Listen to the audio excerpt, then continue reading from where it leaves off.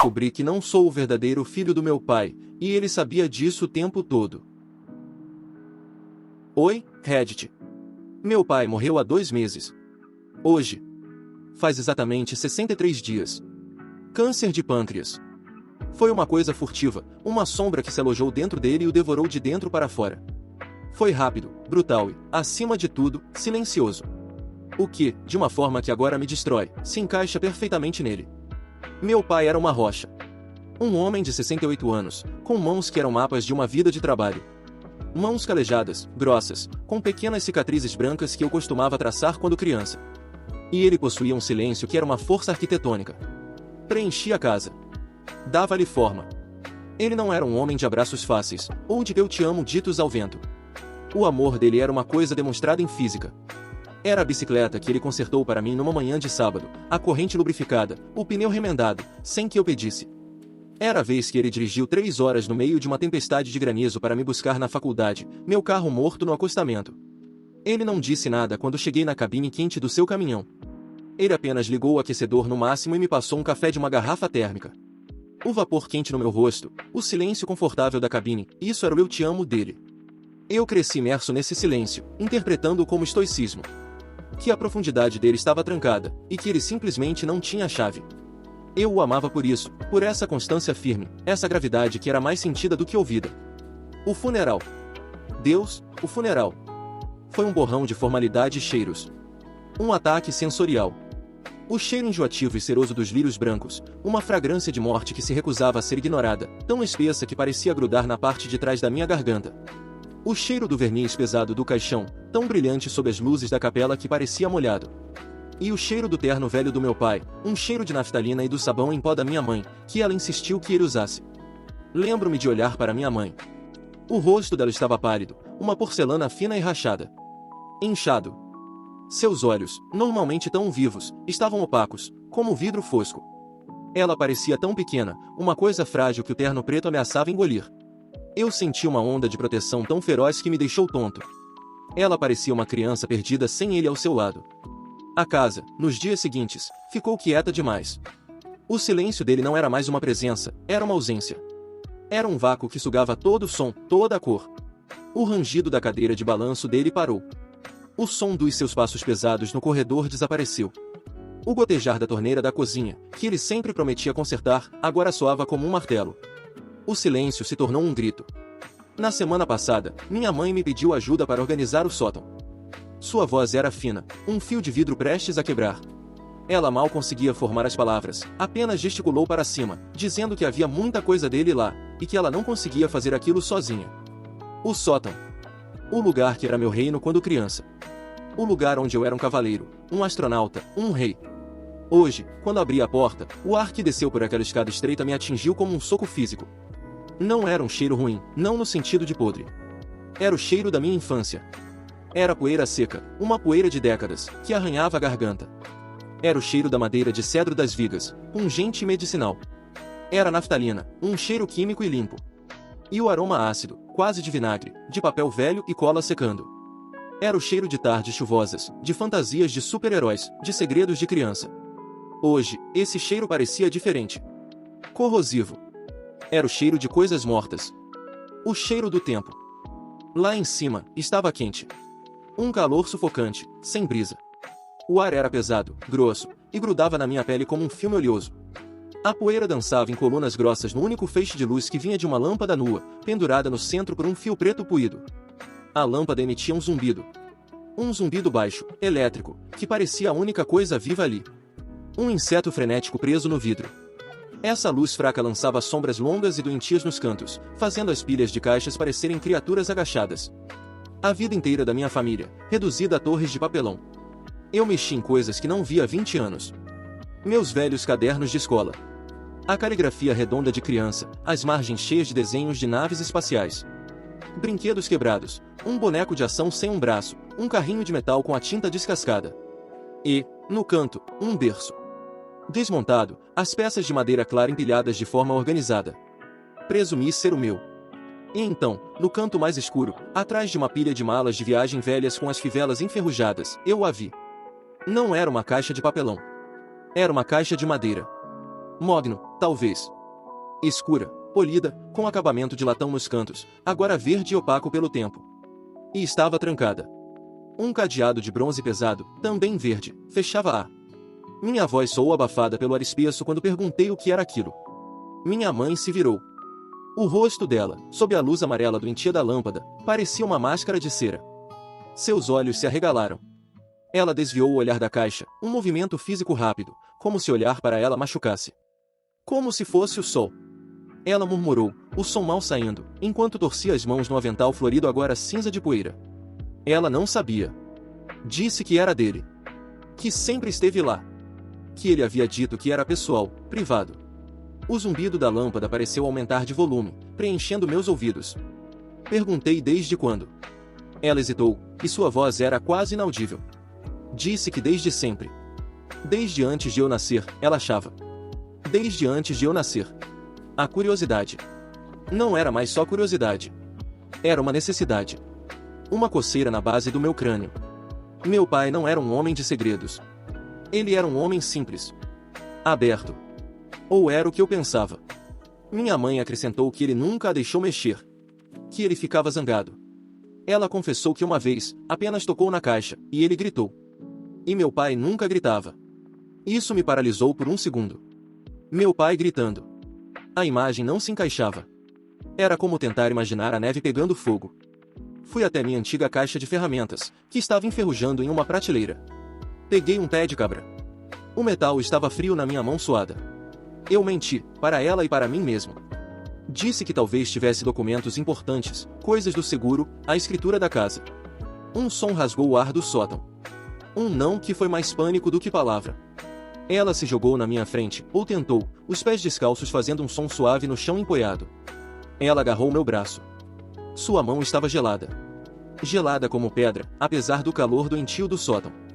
Seus olhos estavam selvagens, cheios de lágrimas, implorando em silêncio antes que as palavras tropeçassem, pedindo para eu parar, para eu por favor não fazer aquilo. Mas era tarde demais. O pânico dela não era uma barreira, era um farol. Confirmava que o que estava ali não era um seguro. Era um segredo. Aquele segredo que eu senti, a vida inteira, pulsando sob o assoalho da nossa casa. Eu disse a ela, minha voz mais dura do que eu pretendia, que ele se fora. Que se fosse algo que precisávamos saber. Meus olhos correram para o molho de chaves da oficina dele. Estava pendurado em um prego na viga, balançando suavemente na corrente de ar que eu criei ao me mover. Dezenas de chaves. Chaves de armários, de cadeados, de carros que não tínhamos há anos. Peguei o molho. O tilintar do metal soou como um sacrilégio. Profanou o silêncio empoeirado daquele lugar.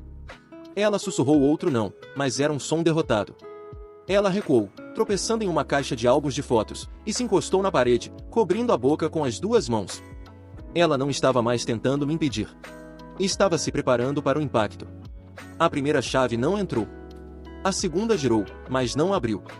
A terceira, pequena e de bronze, oxidada como cadeado, entrou com um rangido seco. Eu girei. O clique. O som. Não foi alto. Mas no silêncio doentio do sótão, soou como um tiro de espingarda. O zumbido da lâmpada pareceu vacilar. Minha mãe soltou um soluço, um som rasgado, de animal. Eu tirei o cadeado. O metal estava pesado na minha mão. Eu levantei a tampa. Uma dobradiça rangeu em protesto. O cheiro que saiu não era de poeira. Não era de mofo. Era outra coisa. Um cheiro seco, químico, quase floral. O cheiro de papel de alta qualidade. De tinta. De uma promessa morta. Dentro, não havia documentos. Não havia dinheiro. Não havia nada de valor monetário. Havia cartas. Dezenas delas. Pacotes pequenos, organizados, cada um amarrado com uma fita de cetim azul desbotada. E, em cima de tudo, um único envelope. Um envelope mais novo. Papel branco, grosso. Diferente dos outros, que eram amarelados pelo tempo. Naquele envelope, estava a caligrafia forte e inclinada do meu pai. A caligrafia que eu vi em listas de compras, em cartões de aniversário, em notas sobre concertos. Estava escrito o meu nome. Meu coração não parou. Ele fez algo pior. Ele começou a bater de um jeito novo, um ritmo pesado e doentio contra minhas costelas, como um punho tentando escapar. O ar no sótão, que já era rarefeito, tornou-se impossível de respirar. Eu estava respirando poeira e pânico. O zumbido da lâmpada agora era uma broca, perfurando meus ouvidos. Eu chamei minha mãe, mas minha voz falhou. O nome dela saiu como um arranhão. Peguei o envelope. O papel era grosso, caro. Minhas mãos tremiam tanto que eu mal conseguia segurá-lo. O tremor não era de medo. Era de revelação. O sentimento de que eu estava prestes a cruzar um limiar do qual não haveria retorno. Eu rasguei o envelope. Dentro, uma única folha, dobrada. Era uma carta para mim. Para o filho que ele escolheu. Ele dizia que, se eu estava lendo aquilo, era porque ele tinha falhado. Ele confessou que deveria ter me contado, que jurava por Deus que tinha tentado, tantas vezes, mas as palavras nunca vieram. Elas morriam em sua garganta. Eu não entendia. As palavras, elas não faziam sentido. Escolheu? Tirei as fitas desbotadas dos outros maços. A seda azul se desfez em pó nos meus dedos. Eram cartas. Cartas escritas por ele. Na mesma caligrafia. Mas não eram para mim. E não eram para minha mãe. Peguei a primeira do topo. O papel estava amarelado, quebradiço nas bordas.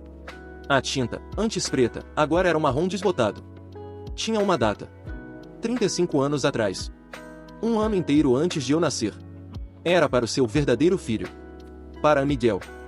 Miguel. Um nome estranho. Um nome que eu nunca tinha ouvido. Eu não me chamo Miguel. Eu li a carta. E o chão de madeira do sótão pareceu se liquefazer, inclinar, me deixando flutuar no ar espesso e empoeirado. Ele estava escrevendo para o seu verdadeiro filho, aquele que ele nunca chegou a conhecer. Era o primeiro aniversário dele. Ele contava como minha mãe tinha acendido uma vela, mas ele tinha ido trabalhar. Ele não conseguia ficar na casa, não conseguia olhar para o quarto que eles montaram. Ele odiava a cadeira de balanço que ainda estava lá. Ele odiava o silêncio da casa. Ele escreveu sobre como amou Miguel desde que soube que ele existia, como sentiu seu chute. Como ele segurou minha mãe enquanto ela gritava, e então, veio o silêncio. O mesmo silêncio que, ele escreveu, estava matando agora. O silêncio do médico. O silêncio dela.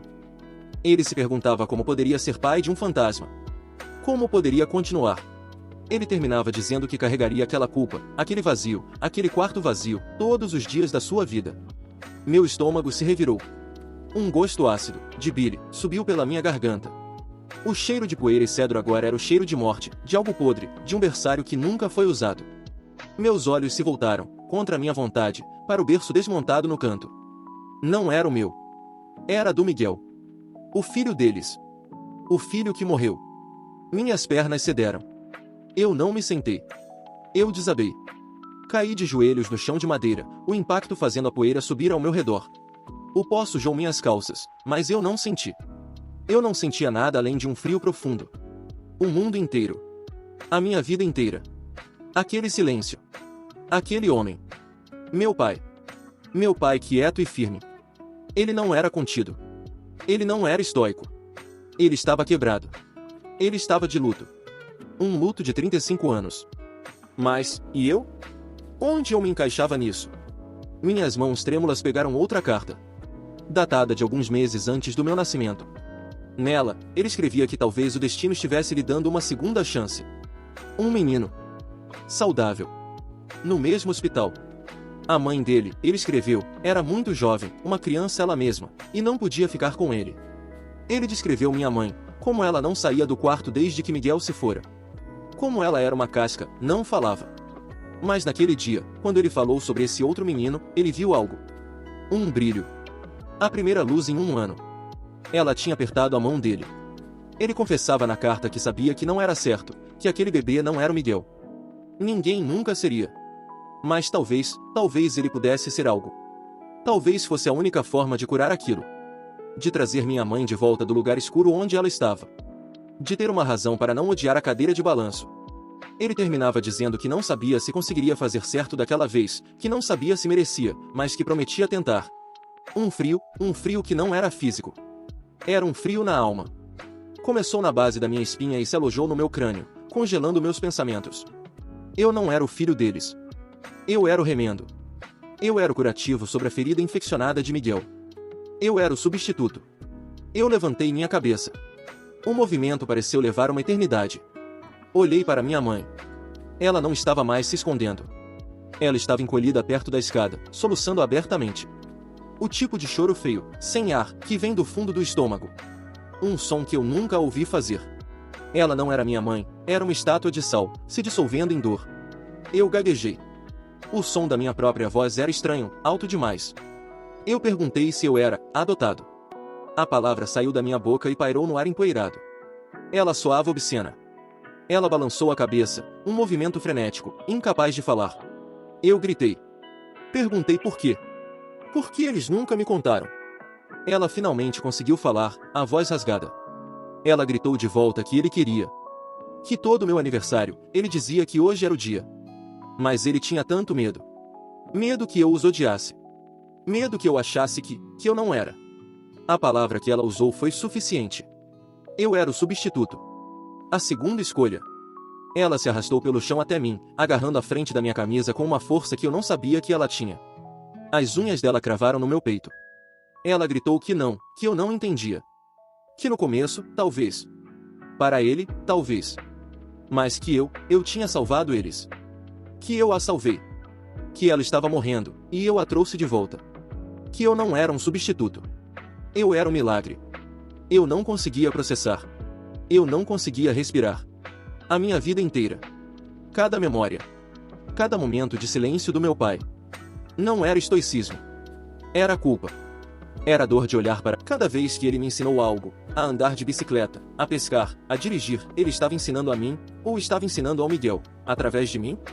O amor que eu senti dele era real, ou era um eco, uma projeção distorcida? Eu me levantei. Minhas pernas eram chumbo, mal me obedeciam. As cartas pareciam queimar minha mão. Eu as joguei. Elas caíram de volta na caixa, o papel antigo fazendo um som seco e triste. Eu precisava de ar. Foi a única coisa que consegui dizer. Eu desci as escadas do sótão, cada passo pesado, como se eu estivesse me afastando de um funeral. O meu próprio. O cheiro de poeira e segredos e mentiras grudou em mim, no meu cabelo, na minha pele. Quando saí para a rua, o ar fresco da tarde, o cheiro de grama cortada do vizinho, pareceu uma bofetada. O mundo estava claro, ensolarado, barulhento. Um cachorro latiu. Crianças gritavam. O mundo real. E parecia uma farsa. Tudo que eu via estava manchado. Filtrado por essa nova, horrível verdade. O sol não era quente, era acusatório. O céu azul era uma mentira. Eu não era quem eu pensava ser. E meu pai era um estranho. Um estranho torturado que eu amei minha vida inteira. A última carta, aquela com o meu nome, eu ainda a segurava na mão. Amassada pelo meu punho. Eu a abri de novo, debaixo da luz do sol que parecia zombar de mim. Eu a li de novo. Ele esperava que, se eu descobrisse, eu entendesse que o amor não veio do sangue, mas da escolha. Que ele me escolheu. Naquele hospital, ele olhou para mim, e me escolheu. E me escolheu todos os dias da vida dele depois disso. Ele escreveu que falhou com Miguel, que não pôde salvá-lo, que foi culpa dele. Mas que ele tentou, com todas as suas forças, me salvar. Ele terminou dizendo que, mesmo que eu jamais o compreendesse por completo, que eu soubesse que o amor dele foi genuíno. Que foi a única coisa genuína que lhe restou em meio a toda a sua culpa. Eu chorei ali. Na calçada da casa onde cresci. Chorei como minha mãe estava chorando lá em cima. Um choro feio, adulto, que vinha de um lugar que eu nem sabia que existia. Chorei por mim, um garoto de 34 anos que acabou de se tornar um órfão de duas maneiras diferentes. Chorei pelo meu pai, pela dor que ele carregou em silêncio por toda a vida, um câncer da alma que o matou muito antes do câncer no pâncreas. E chorei por Miguel. O irmão que eu nunca soube que tive. O fantasma que viveu no meu lugar, cuja sombra definiu toda a minha vida. Eu não sei o que fazer agora, Reddit. Como eu olho para minha mãe? Como eu entro naquela casa de novo? Como eu vivo na casa que foi construída sobre essa fundação de dor? Tudo o que eu conhecia era mentira. Mas, de alguma forma, o amor era real. E eu não sei como reconciliar essas duas coisas. Update: descobri que não sou o verdadeiro filho do meu pai, e agora sei quem é a mãe biológica. Oi, Reddit. 6 meses se passaram desde o meu primeiro post. 6 meses desde que o chão do sótão se abriu e me engoliu. Obrigado por todas as mensagens. As de apoio, as de raiva, as de conselho. Eu li cada uma delas, mesmo que não tenha respondido. Eu não tinha palavras. Por muito tempo, eu não tive nada. Minha vida depois daquele dia se tornou fina. Essa é a única palavra. Fina. Como um vidro frágil. Eu me sentia como um personagem em um palco, lendo um roteiro que eu não entendia. Eu ia trabalhar. Eu olhava para planilhas e os números pareciam hieróglifos. Eu conversava com minha esposa. Eu contei a ela na mesma noite. Ela tem sido minha âncora. Minha única âncora. Ela me segurou enquanto eu me desfazia, e não fez perguntas, apenas segurou. Mas mesmo com ela, eu estava distante. O mundo parecia ter perdido sua cor, sua textura. A comida tinha gosto de cinza. O café era apenas água quente e amarga. O som da voz da minha esposa parecia vir de trás de uma porta fechada. Eu estava vivendo, mas eu não estava lá. O fantasma de Miguel era mais real do que eu. Minha relação com minha mãe ficou estranha. Não brigamos. Na verdade, mal conversamos. Depois daquela explosão inicial de dor no sótão, um novo silêncio se instalou entre nós. Mas não era o silêncio do meu pai, que era pesado, uma presença. Era um silêncio novo, um silêncio vazio. Um vácuo. Eu a visitava por obrigação. Ela tentava. Ela fazia meu café da manhã favorito, ovos com bacon, mas eu mal conseguia engolir. A comida parecia papelão na minha boca. Ela perguntava sobre o trabalho. E seus olhos, eles deslizavam pelos meus. Ela não conseguia me encarar. E sempre que eu mencionava as cartas, ela se levantava abruptamente. Ela oferecia mais café. Ela ia regar as plantas. Ela achava que tinha ouvido o carteiro. Havia algo mais. A história não estava completa. Eu sentia isso em meus ossos. Era um dente quebrado que minha língua não conseguia parar de cutucar. O ponto de corrosão, a coisa que minha mente não conseguia largar, era a frase do meu pai, no mesmo hospital. A mãe dele é muito jovem. E as palavras da minha mãe sobre uma enfermeira que ajudou a resolver tudo. Resolver. Que palavra horrível. Uma palavra limpa para um ato sujo. Eu me tornei um detetive na minha própria vida. Usei o luto como desculpa para tirar uma licença prolongada do trabalho. Minha esposa, abençoada seja, entendeu. Ela via a obsessão crescendo em mim, o jeito como eu mal dormia, o jeito como eu olhava para minhas próprias mãos no volante como se fossem de um estranho. Ela sabia que eu não poderia seguir em frente, não poderia voltar para ela, até que eu descesse até o fundo disso. Comecei pelo hospital. O hospital onde eu nasci, o mesmo onde Miguel morreu. Não foi fácil. Registros de 35 anos atrás? Em um hospital público. Foi um pesadelo burocrático. Passei semanas em salas de arquivo no porão. O cheiro. Deus, o cheiro. O cheiro do sótão me seguiu até lá. Mofo, um cogumelo frio que crescia na garganta. O cheiro de papel velho, mas desta vez misturado com produtos de limpeza baratos e a podridão sutil de canos velhos. Eu não sabia o nome da minha mãe biológica. Eu não sabia de nada. Mas eu tinha o nome do meu pai e uma data de nascimento. E eu tinha a história de uma adoção que parecia apressada. Depois de 3 semanas de becos sem saída, de funcionários que me olhavam com pena ou tédio, encontrei um funcionário mais velho. Um homem chamado Almir, prestes a se aposentar, que trabalhava nos registros desde os anos 80. Ele se lembrou da época. Ele não se lembrava de mim, é claro. Mas ele se lembrava da enfermeira. Ele se lembrou de Sônia. Sônia a chefe da maternidade. Ele disse que ela resolvia as coisas. Uma mulher durona, justa, mas durona. Que não aceitava desaforo de ninguém. Aposentou-se há uns 15 anos. Sônia um nome. Uma pista real. Levei mais uma semana para encontrá-la. Rastrear registros de aposentadoria não é fácil. Ela morava em uma cidadezinha litorânea, a 2 horas de distância. Eu dirigi até lá em um estado de transe. O zumbido dos pneus na estrada era a única coisa real. O que eu ia dizer? Oi, você pode ter cometido um crime federal para me dar aos meus pais 35 anos atrás? Quer tomar um café? Era uma casa pequena, mas impecável. Branca, com janelas azuis. Um jardim cheio de rosas vermelhas e brancas. O cheiro delas era doce, quase sufocante no ar salgado do mar. Eu parei na frente da porta por 5 minutos inteiros. Meu coração batia no meu peito, um pássaro preso. Eu podia simplesmente ir embora. Voltar para minha vida fina. Viver com o fantasma. Eu bati. O som foi oco. A porta se abriu. Ela era uma mulher pequena, de cabelos brancos cortados curtos e olhos. Olhos azuis incrivelmente penetrantes. Olhos que não pareciam velhos. Eles me avaliaram de cima a baixo, um escaneamento rápido, clínico. Nenhuma surpresa. Nenhuma confusão. Ela me disse que a voz dela era firme, sem os tremores da idade. Meu corpo inteiro gelou. O suor brotou instantaneamente na minha nuca, gelado, apesar do sol quente. O som do oceano, a um quarteirão de distância, o quebrar rítmico das ondas, pareceu parar. Eu gaguejei, perguntando se ela estava me esperando. Ela respondeu, sem emoção, que sabia que um dia eu viria. Especialmente depois que meu pai a procurou. Ela abriu a porta e me convidou a entrar, comentando que eu parecia ter visto um fantasma. O que, de certa forma, ela supunha que eu fosse. O mundo inclinou de novo. O chão da varanda pareceu ceder. Meu pai a procurou. A casa dela era o oposto do sótão. Era impecavelmente limpa. Cheirava a limão e cera de abelha. Agressivamente limpa. Uma esterilização da verdade. Ela me serviu um copo de água. Minha mão tremia tanto que a água balançava, batendo nas laterais do vidro. Eu perguntei, minha voz um fiapo, por que meu pai a procurou.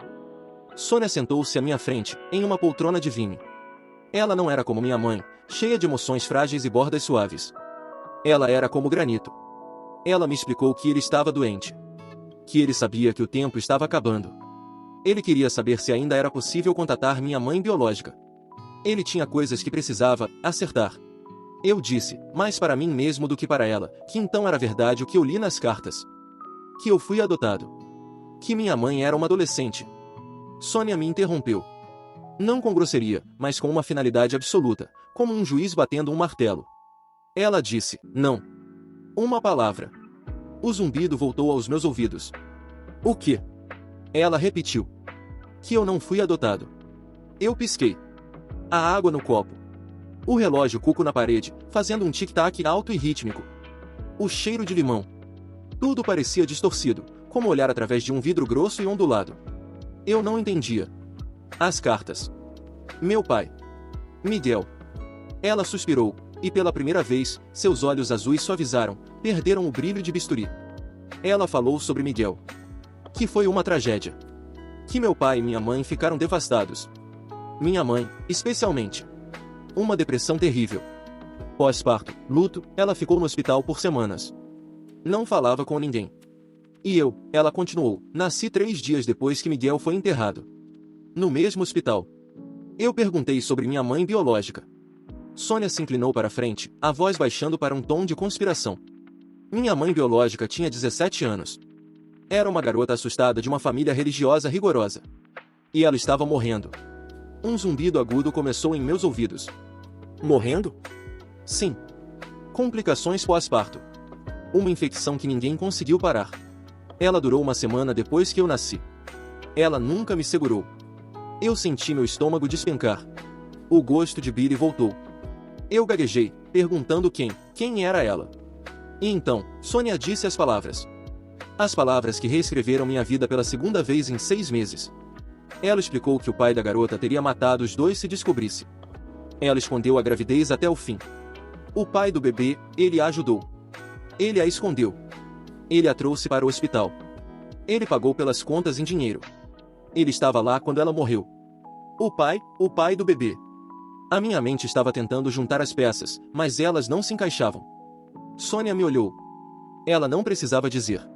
Eu já sabia. Os olhos dela, aqueles olhos penetrantes. Era o meu pai. O homem que me criou. Não. Não. Não. Eu balancei minha cabeça. O zumbido era um rugido agora.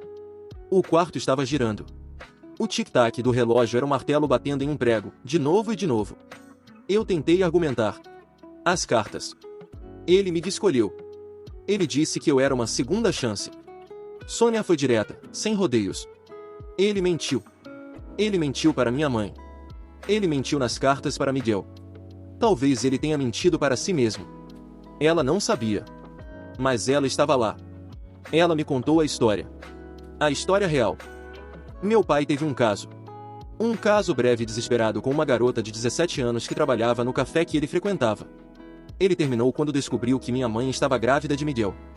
Então, o inferno desabou. Miguel morreu no parto. Minha mãe entrou em depressão catatônica, um fantasma vivo. E, dias depois, a amante adolescente do meu pai apareceu no mesmo hospital, em trabalho de parto, e morrendo. Sônia disse que ele ficou destruído. Ele perdeu um filho legítimo e, na mesma semana, ganhou um ilegítimo, cuja mãe estava morrendo. E sua esposa, ela estava se apagando. Ele estava perdendo tudo. Eu perguntei, minha garganta tão apertada que eu mal conseguia falar, o que ele fez. Ela me contou que ele fez a única coisa que podia para salvar alguém. Ele a procurou. Ele contou tudo. Ele estava de joelhos, chorando no escritório dela. Um homem quebrado. Ele tinha um filho sem mãe, e uma esposa sem filho. Ele perguntou a ela se ela podia consertar isso.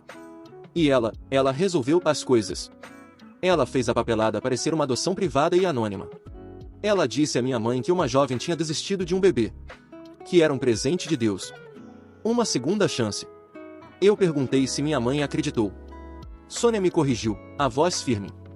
Minha mãe queria acreditar. Ela precisava de algo para se agarrar. E eu era algo para se agarrar. Eu fui a boia de salva-vidas dela. Eu sou o filho dele. Eu sou realmente o filho dele. Mas eu também sou o produto de uma traição. Minha existência foi o que, talvez, tenha quebrado a confiança que levou à dor da minha família. Eu não era o remendo de Miguel. Eu era a razão pela qual tudo estava quebrado. E isso era pior. De alguma forma, isso era infinitamente, cosmicamente pior. A adoção era limpa. Trágica, mas limpa. Isso era sujo. Era podre.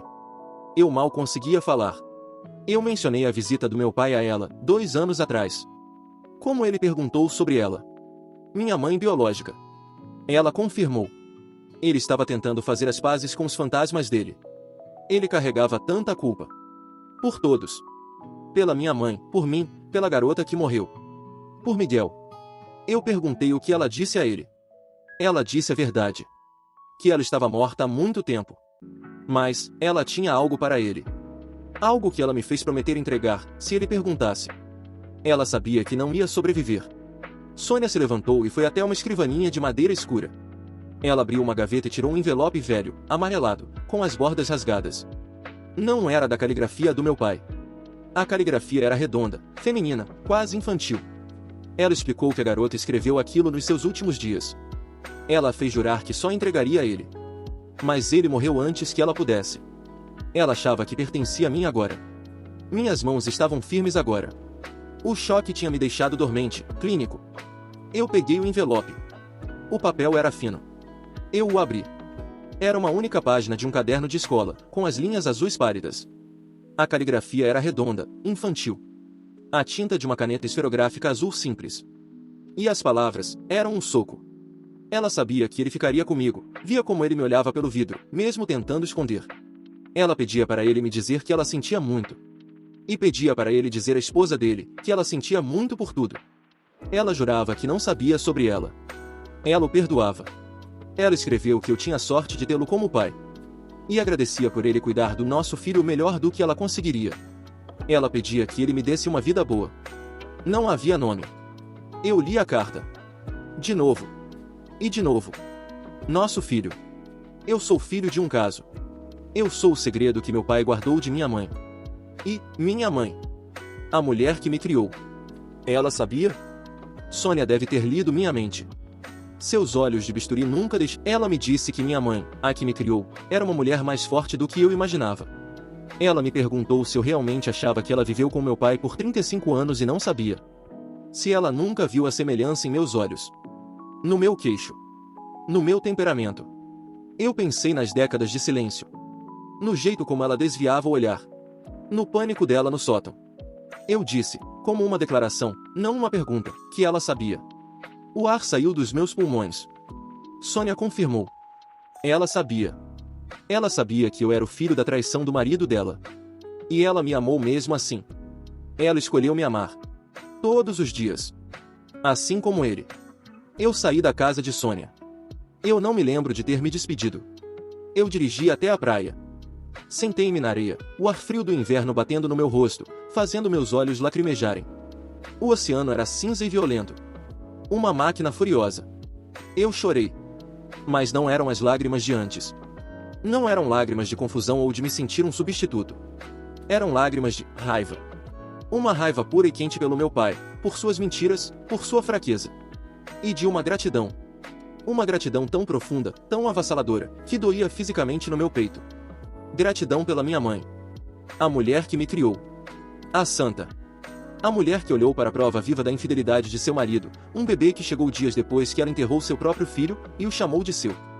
O amor dela não era um eco. Não era um milagre. Era uma escolha consciente, um ato de perdão e força que eu mal conseguia compreender. As cartas do meu pai na caixa, elas eram para Miguel. Mas a última, para mim. O amor não veio do sangue, mas da escolha. Ele estava mentindo de novo. O amor veio do sangue. Não.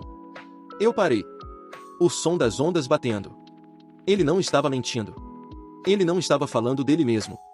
O amor dele veio do sangue. Ele estava falando dela. O amor dela não veio do sangue. Veio da escolha. Ele estava reconhecendo o sacrifício dela, da única maneira que sabia. Em segredo. Em uma carta.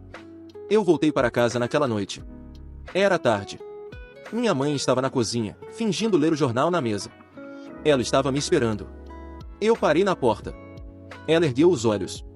O medo habitual estava lá. O medo de que eu a deixasse. Eu caminhei até ela.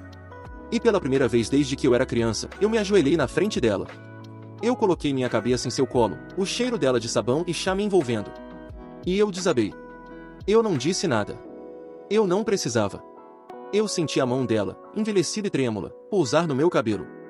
E então, pela primeira vez em 6 meses, a voz dela estava firme. O vidro quebrado tinha se tornado aço. Ela me disse que estava tudo bem. Que eu estava em casa. E eu estava. Finalmente, eu estava. Final update 1 ano depois de descobrir tudo, e o que isso mudou na minha vida. Oi, Reddit. Faz 1 ano e meio desde que meu pai morreu. Faz pouco mais de 1 ano desde que eu dirigi até a casa de Sônia e descobri que minha vida inteira não era uma tragédia de adoção, mas um drama de traição e perdão. Eu não estou mais vivendo em um mundo fino e sem cor. Na verdade, pela primeira vez na minha vida, o mundo parece real dolorosamente, caoticamente, lindamente real. Os volumes foram ligados. As cores estão saturadas. Às vezes é demais, mas é real. Os meses depois de descobrir sobre o caso foram intensos. Eu e minha mãe começamos a conversar. De verdade. Não sobre o tempo, ou sobre o trabalho. Sobre ele. Sobre ela. Sobre mim. Uma noite, estávamos na varanda dos fundos. O ar estava frio. O cheiro de jasmim da cerca viva era forte. Ela confessou, olhando para o quintal escuro, com uma calma que cortava. Ela disse que sabia desde o início. Que não era boba. Que no hospital, quando Sônia me trouxe para ela, ela olhou para mim. E ela viu ele. O mesmo queixo. Os mesmos olhos. Ela sabia que eu era dele. Eu perguntei, a pergunta que queimava em mim, por que ela me aceitou? Porque, quando eu era a prova de que ele a traiu. Enquanto ela estava de luto pelo Miguel. Minha mãe colocou a xícara de chá no pires. O clique da porcelana foi o único som por um longo minuto. Ela não ia mentir para mim, não mais. Ela disse que, no começo, ela me odiou. Que olhava para mim no berço e via ela. A garota do café. Via a mentira dele. Via tudo que ela tinha perdido. Via o seu Miguel. Meu peito se apertou. Eu podia sentir o frio daquela confissão. Mas, ela continuou, olhando para as próprias mãos em seu colo, eu era um bebê. Eu não tinha culpa de nada. E eu chorava. E precisava dela. E meu pai, ele estava tão quebrado. Pelo Miguel. Pela garota, que ele contou a ela que tinha morrido. Por ela.